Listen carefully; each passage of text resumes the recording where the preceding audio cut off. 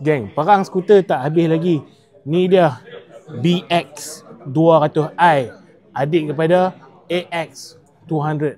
Harga dia 7.9k untuk versi standard.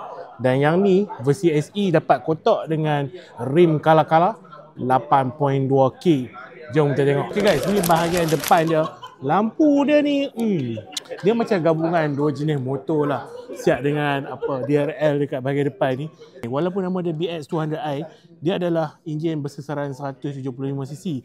Sama macam enjin yang ada dalam AX200, sama macam enjin yang ada dalam Kiwi 180i. So basically enjin yang sama. So tak ada dah orang boleh komen, bang spare part ada tak? Spare part ada tak? 4 motor pakai motor enjin yang sama. Spare part ada ke tak?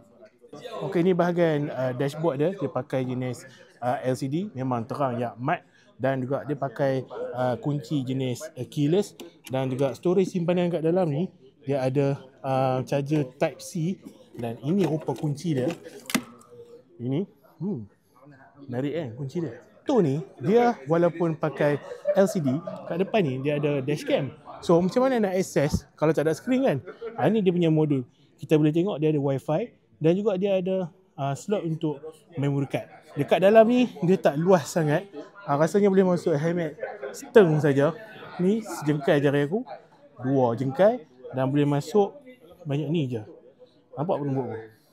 Tank minyak dia ni boleh buka dekat bahagian tengah ni. Okay. Kapasiti dia 11 liter. Wih, besar tu. Okay, dekat bahagian belakang ni lampu dia, aku rasa antara lampu yang cantik lah untuk skuter. Dia ada bentuk macam arrow kat sini sampai ke belakang. Dan juga kat sini ada kemasan macam carbon lah. Dan juga untuk monoshock ni dia main jenis botol. Rasanya unit yang sama macam AX200. Yang tu aku dah test ride. Memang sedap. Okay, ni sitting position untuk BX200. Dia punya kedudukan nampak commanding lah. Dan macam mana abang rasa? AX ke BX daripada Kiwi ni?